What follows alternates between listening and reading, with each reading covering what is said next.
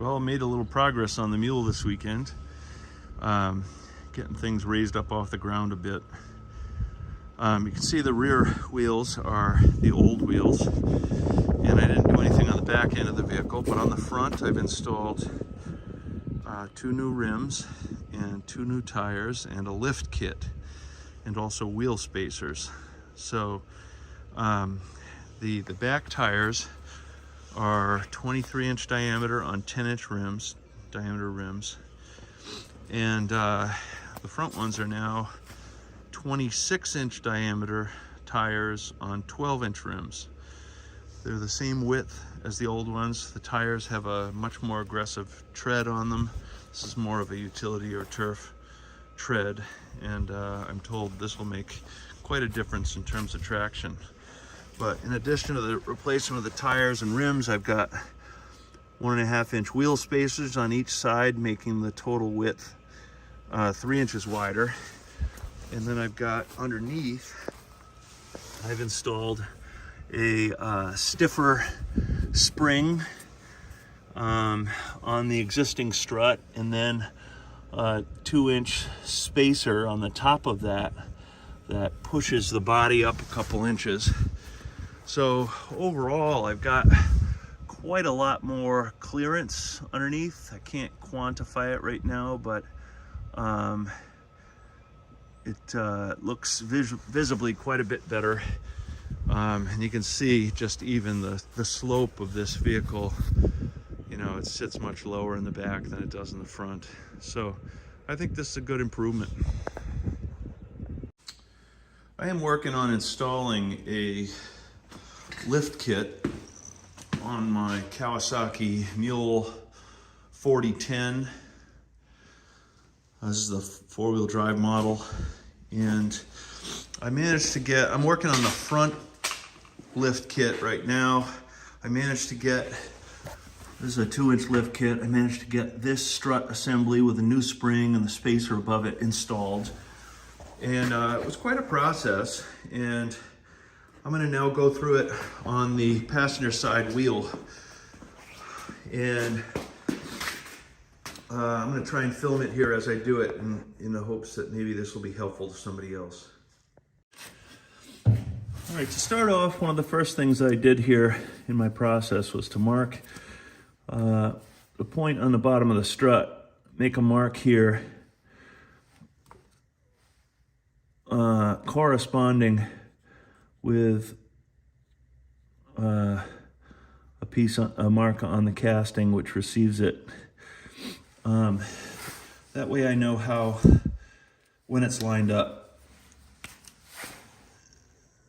It's helpful to have another line horizontally that shows when it's at the right height, because it has a tendency to slide down.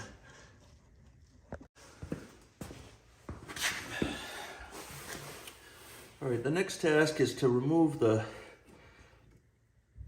pinch bolt at the bottom of the strut.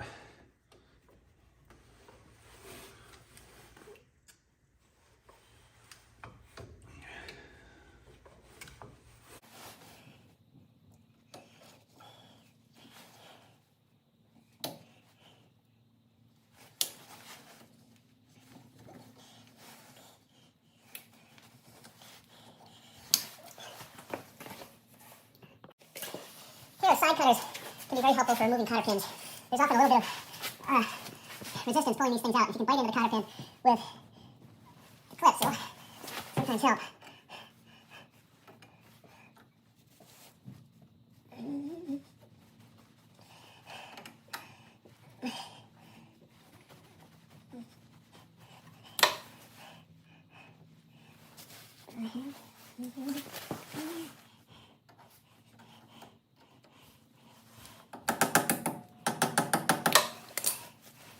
Like I said, it's often helpful, but not always.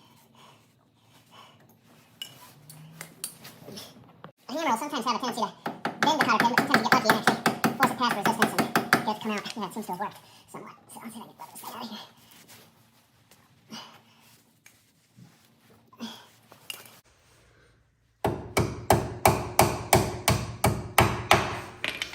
Now we're getting somewhere.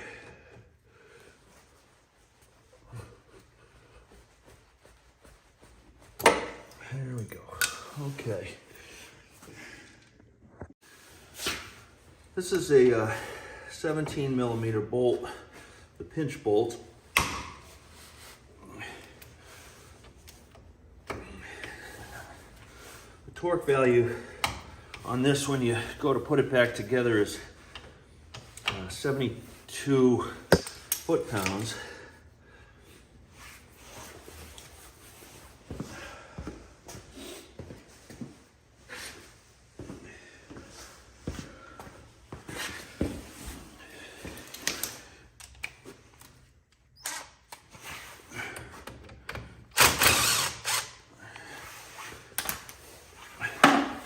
There's a washer between it and the assembly, and then a screwdriver can be used to spread the clamp a little bit and loosen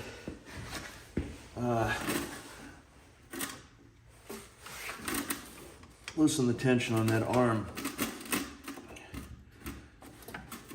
Looks like we're already loose, so now the next task is a little bit difficult. This bolt usually, at least on the last one, seemed to push out okay. If you put it on with the deeper part, the castle side of the nut toward the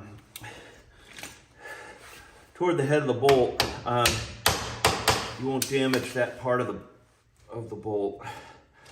But this bolt in particular is sort of connected to the brake hoses here. And there is a clip. I don't know if you can see this, but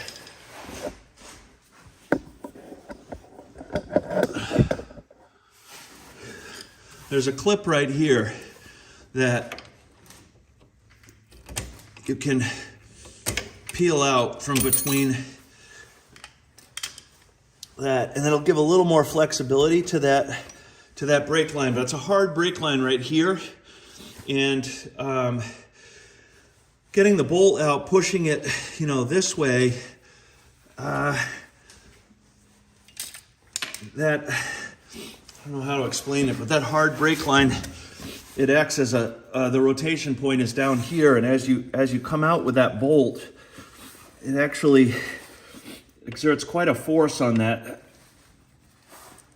brake line. So another way to do this would be not to do it until you've removed the brake line. But if you do that, then you gotta bleed the brakes, and I don't know.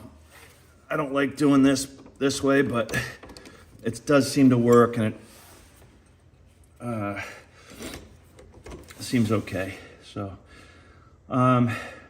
I think we're free down here. The next step is to get the top of the strut dismounted, and this was a particular difficulty. Other mules may be different, but the top of the strut assembly on mine is located below the glove box here. I guess you can't really see that, but there's the glove box. Right below that is this little compartment, if you will, and the instructions that I am working with indicate that removal of the glove box can make it easier to get to that.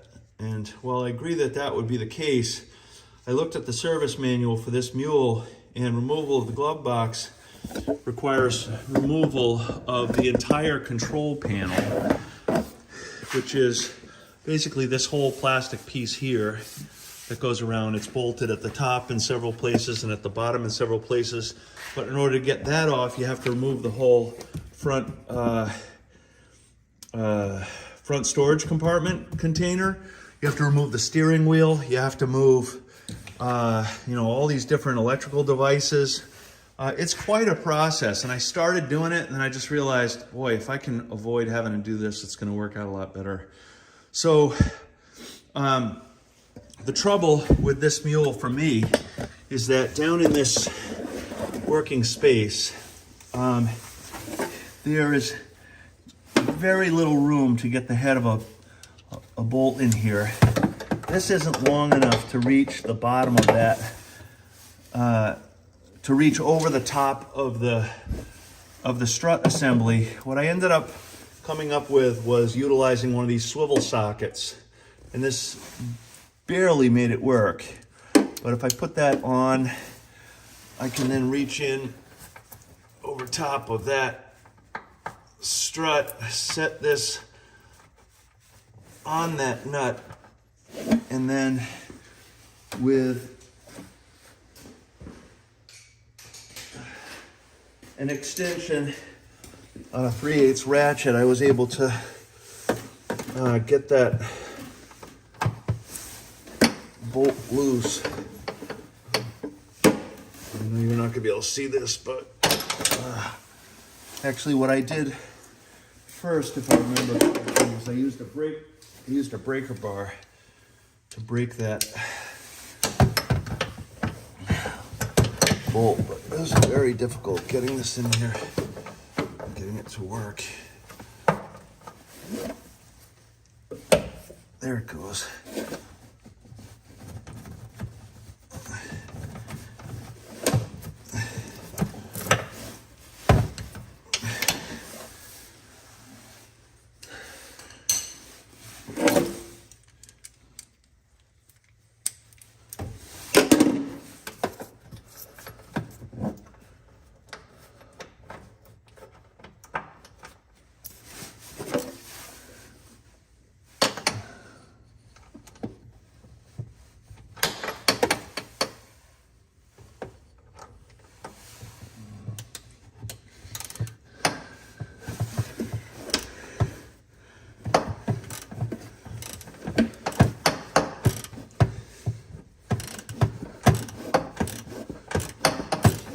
So this did work. Breaking it with a breaker bar helps because these swivel sockets aren't entirely efficient, so you could reach a point where it's binding on itself, and then it wants to work itself off the bolt. So at a certain point, it becomes loose enough that you can reach in there by hand, and hopefully, if the threads on the top of your strut aren't too bad, you can figure them off with your hand. There's that nut, and then below each nut is a washer. Reassembly of this after putting in the spacer, the 2-inch spacer, is much easier because the strut in that condition doesn't any longer stick up vertically through this area, so it's you have a lot more room to work. But getting these off it's difficult. There we go. There's that washer, and of course, getting the remaining one at this location off is relatively easy.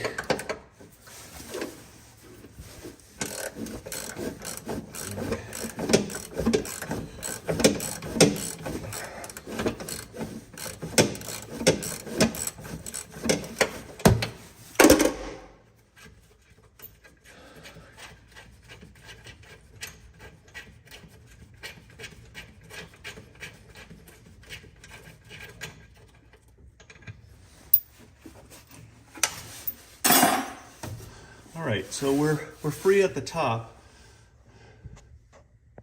Now in this case, I'm working on the right side strut, and the easiest way to get the strut out is to turn the steering wheel to the opposite side of the vehicle. So I'm going to turn the wheel all the way to the left. That's going to give me the most flexibility in terms of getting that strut out of there.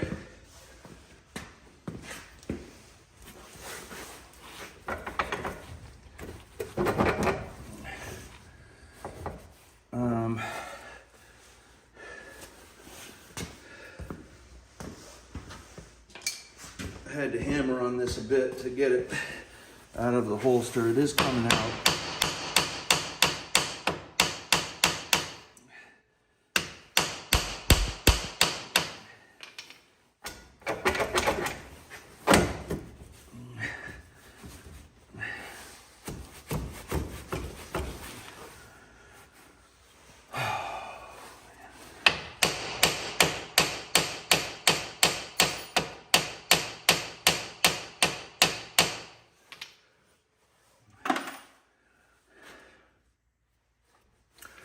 one of the difficulties here up at the top is that this lip interacts with this hard plastic sheet here and makes it, in some cases, difficult to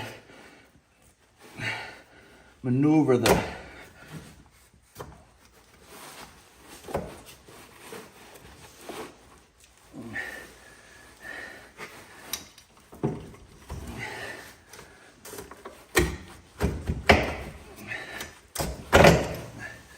There we go. Makes it difficult to maneuver the top of that strut. But once it's loose, then you can kind of work it out of the bottom.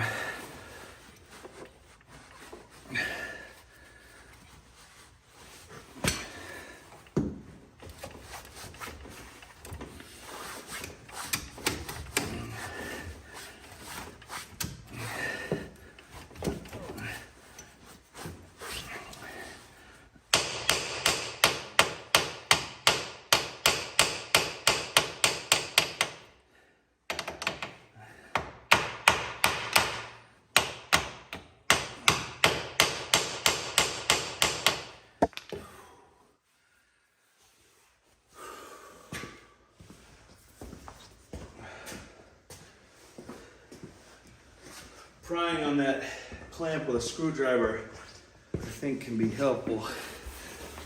Now that the bolt's out of there, I can really get that in there better than it was.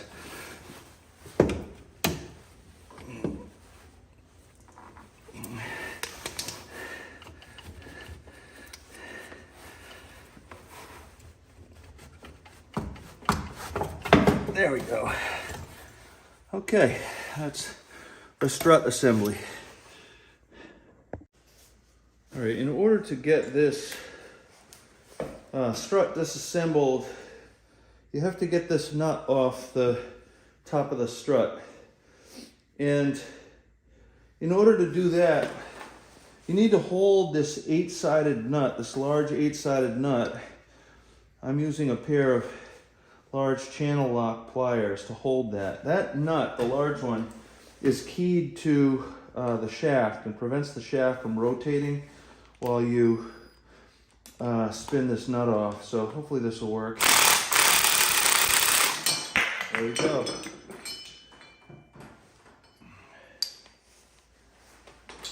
Now there's a nut at the top, then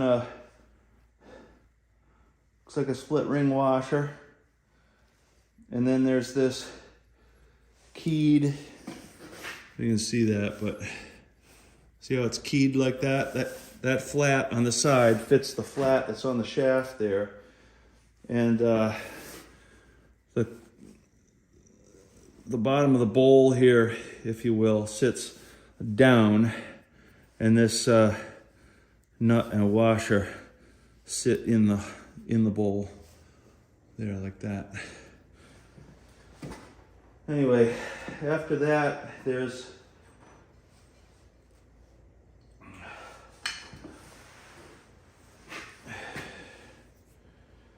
that's the top below there, and then underneath that is these pieces, and then a plastic ring like this. And once you got all that out of the way, you can take that old spring off, and the goal is to install a new, fatter spring in that space. Thicker, has more resistance to travel. It's the same overall height, but the thickness is maybe 50% more. But before I do that, I want to take the end of this shaft and clean it off on the wire wheel. Make sure that those threads aren't going to give us a problem when we reassemble. All right, one of the things I'd point out about this, the bottom of the strut assembly, and it's important to keep this in mind, is that right there you'll see there's a dimple in the bottom of the strut. And that is the point on the strut where that bolt that we first took off at the bottom, it has to align with that hole. If it doesn't align with that, you're not going to be able to get the bolt in, or you're going to put the strut in at the wrong location. Most typically, you just won't be able to get the bolt in. So that's why when I made these marks at the beginning, by lining that up with the mark that's on the casting below, that'll ensure that this is in the same position it was when I first removed it. All right, now I've got things reassembled a bit. A couple of reassembly points. One is it's essential that the ends of the springs align with the bump outs that receive them. So for example, at the bottom here of the strut, right here, that should rotate until it hits there. And same thing here at the top. This plastic piece and the metal piece above it should rotate until they hit the end of that spring. Now, I like to reassemble these with a little bit of never sees on the threads here, which I've applied. But you'll see that even with the strut fully extended, as it is right now, when you put the top of the strut piece on, there's not enough bolt sticking up out of the top so that I can get the final nut on the top. So in order to solve that problem, I have these spring compressors, which do work, but are a little bit fussy to get set up. I'm going to get them set up, and then I'll show you squeezing them down. All right, I've got this roughly assembled now, and this coil can be assembled without the parts inside of it. And what I mean by that are these pieces and the strut itself. But I've got it here all together. This style of spring compressor is kind of nice because it fully wraps around the coil. It can't come off. It can rotate on the coil, and that could cause a problem, but that is designed to be resisted by this brace. It's a safety brace, and it if you attach it to these little tabs on the top, and it'll kind of lock it in place. It's important that the lock nuts at the top of each of the compressors located here and here are tight against the outer pipe. And then the way this operates is to put a nut on the bottom of it and compress these springs.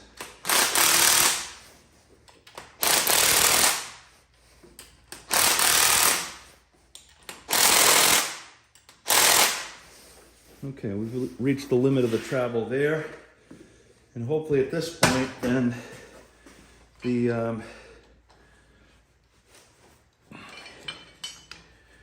there's enough room to assemble what's left.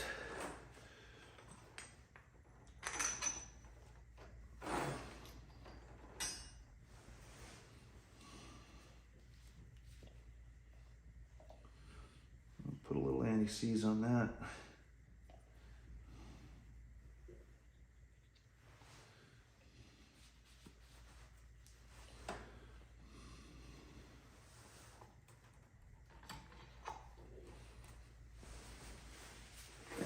That looks like we should be okay.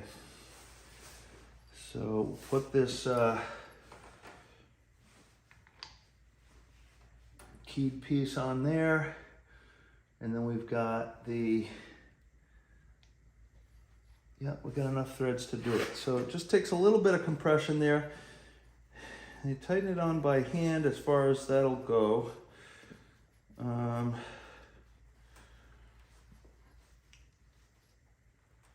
Okay, and then what we can do is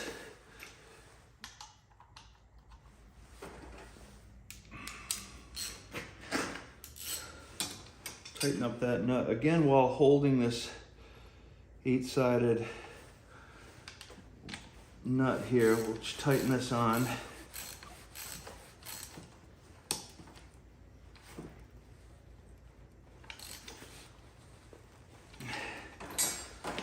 Guten tight. I think it's supposed to be 37 foot-pounds. Now the spring is still compressed, so the next step is to release the tension on the spring. And there's already some tension in the spring, and things are in a good position in terms of the end of the spring in each of these. But you definitely want to check for that before you release the spring tension and make sure it's in a good place. But looks like we're okay here.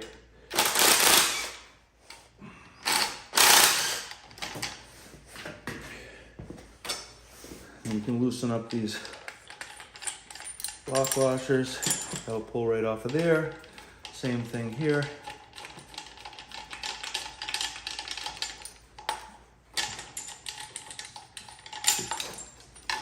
And there it is.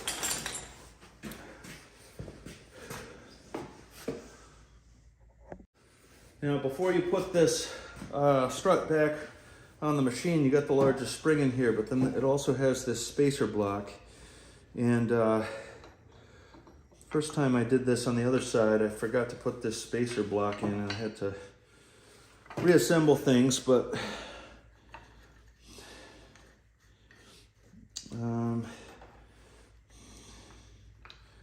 it has these stud extenders here, and I found the fitment on these was not perfect. I had to bang it around quite a bit, which I didn't like too much, but this is a 14 mil flat on this stud extender.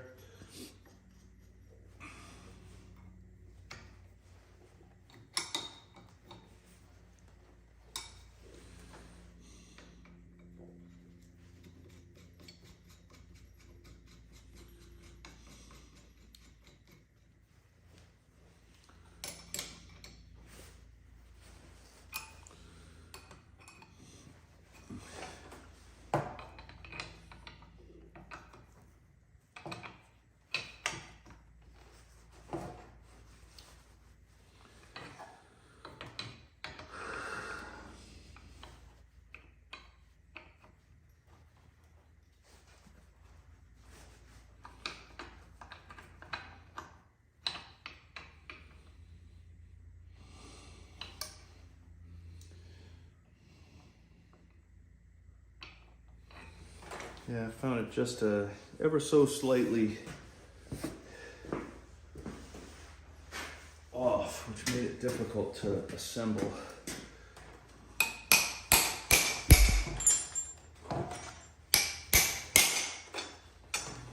if that'll help.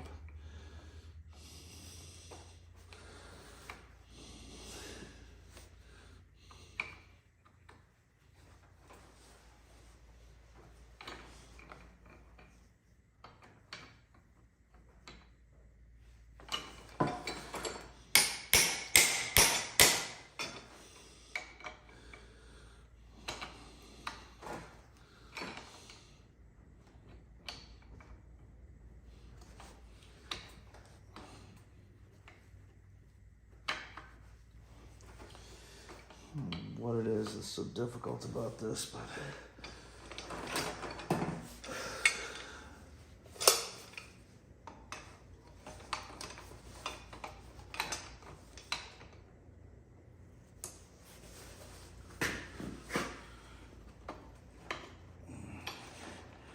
there it goes.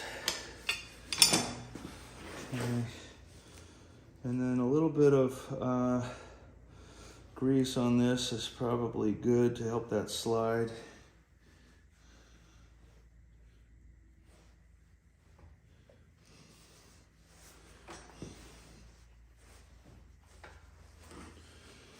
I find that never seize is good for not just preventing things from seizing up, but it's a pretty good lubricant as well. Anyway, that gets us on there. Kind of tap that down.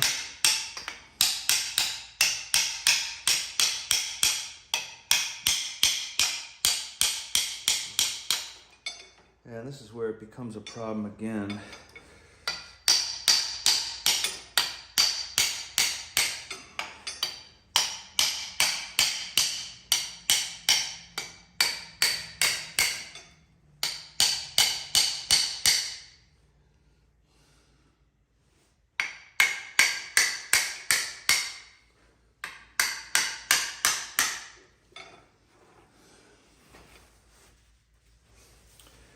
I'm gonna have to take that to the shop and see if I can bang that around a little bit and make that fit on there. Well, I managed to get it assembled. In both cases, it was just difficult to do it. I don't know if it's because the machining isn't quite exactly the same as what a little bit of space there, but that's going to be taken up when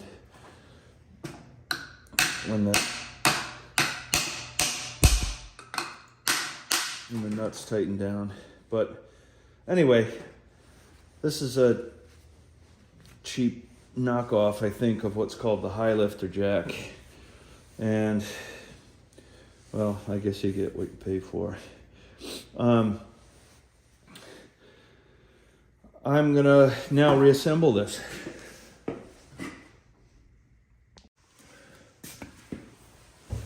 All right, I've got the strut reinstalled here in the bottom of the arm into which it sits. The next step is to get this bolt through that while the little slot on the strut arm is in the right place, and it's a pretty tricky operation.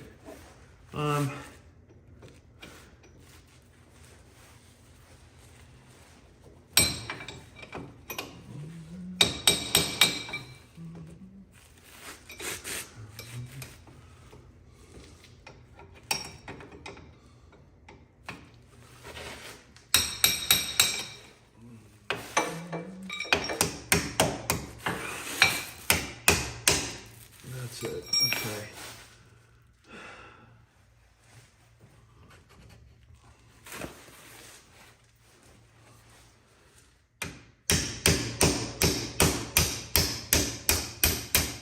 Okay. There you can see the bolt coming through. Again, I think ideally this is not the right way to do it, to force that brake line to open the way I have. I chose this path because I wanted to avoid having to take the brake lines off and then bleed them and that sort of stuff, which maybe is stupid, but that's what I chose.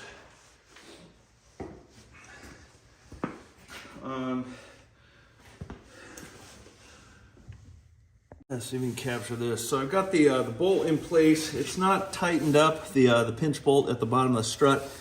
But the final task here, which can be a little bit difficult, is to get this, the top of this now taller strut assembly into that space there. And I'd say so far so good. We're making some progress here. Now again, one of the difficulties is that this plastic shield here gets in the way, but I'm gonna try and just knock it into place. There's one of the bolts.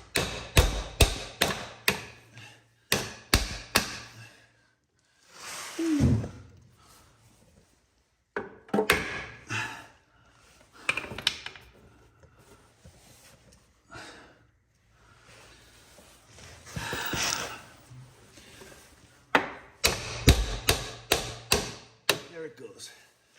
And to make the final push up, I have found it helpful to use a jack at the bottom of the strut arm.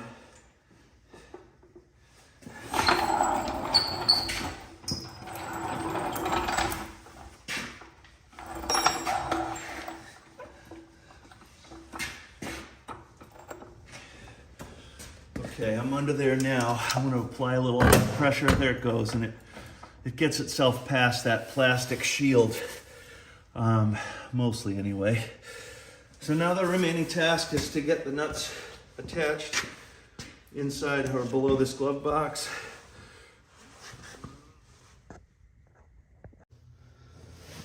All right, here I am at the top Hopefully you can see that. I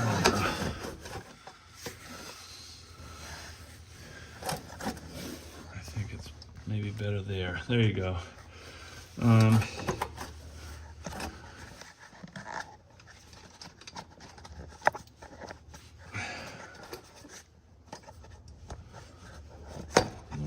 anyway, it's not perfect by any means, but there it is.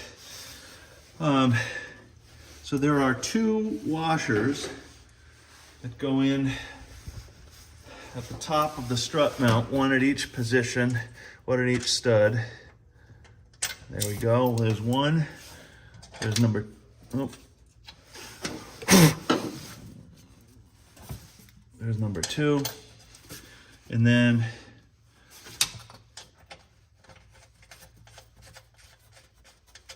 the nuts on top of that. These are 14 millimeter nuts.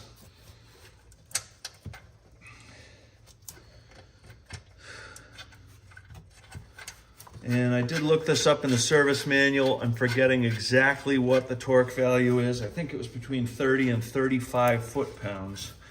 So I'm gonna use 32. That may be the right value. Maybe exactly the right value, but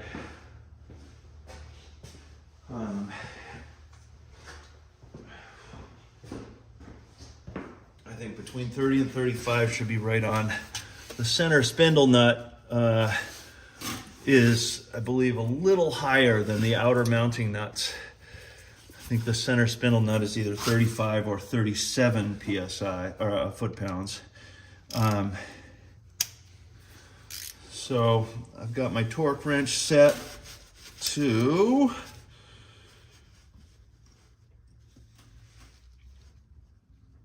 32 foot-pounds.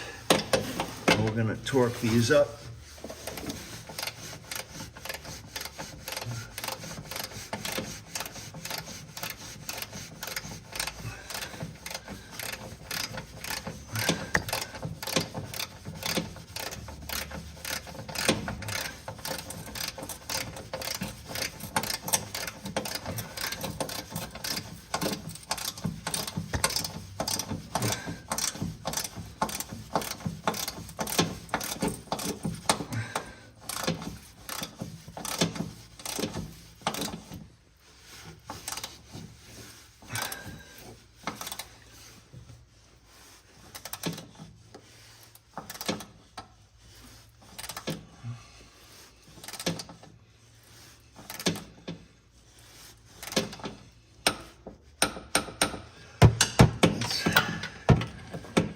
That's 32 on the front, and here's the back one.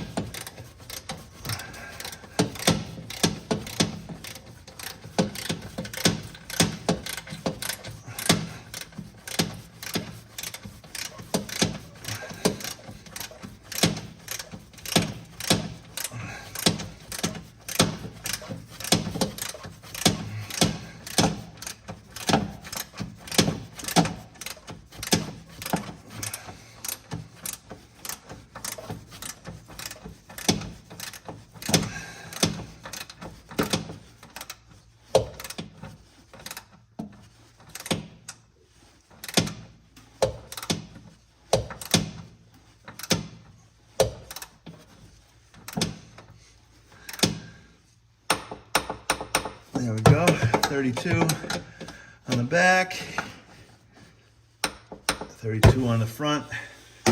We're torqued up.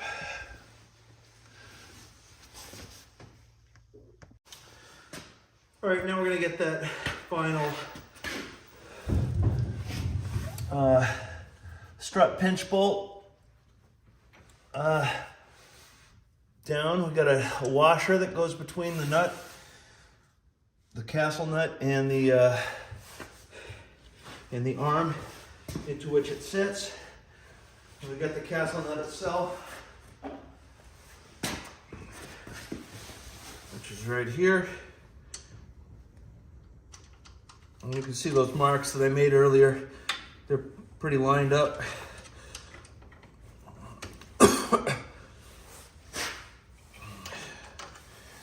Okay, and let's see, this is a 17? Yeah, 17 millimeter nut. We can put most of it on with the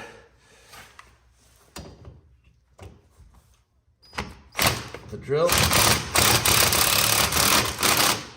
Okay, and then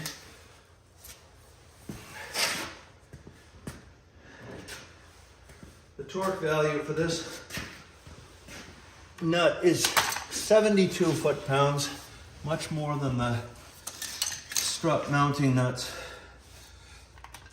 that we just did. And I gotta find my extension. Here it is.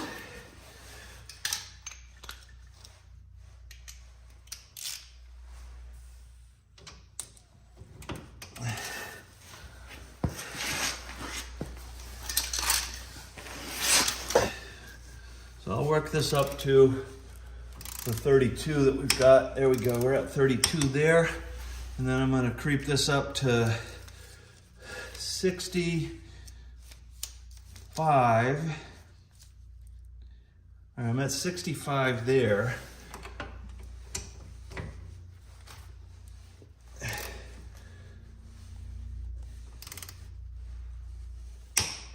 That's 65. Now, I like to look and see which of these cotter pin holes is best lined up and where I'd need to go to get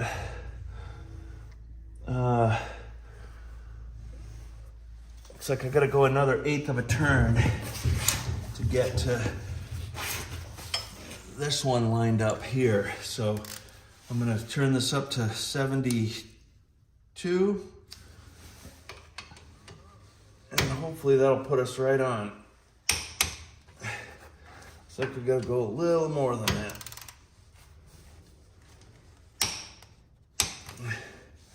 Just a touch more. I'd probably have more like 75 or 80. I don't think that's gonna hurt anything. All right, so that is clear. I'm gonna put on a new cotter pin.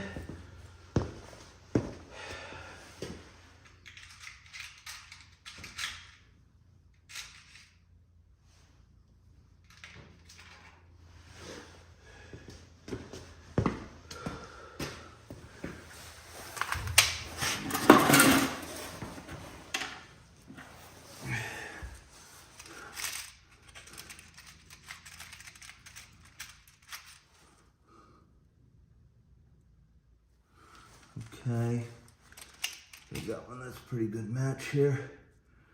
Okay, so we're gonna send that one through. Always a good idea to put in a new cotter pin. Fiddling around with the old one is a recipe for a problem. So, we'll take those.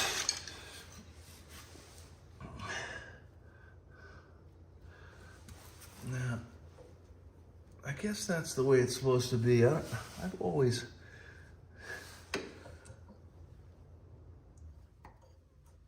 I guess this is okay.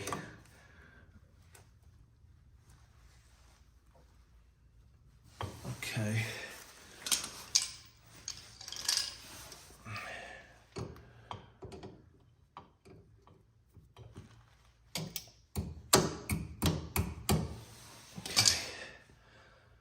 So I believe we are now reassembled.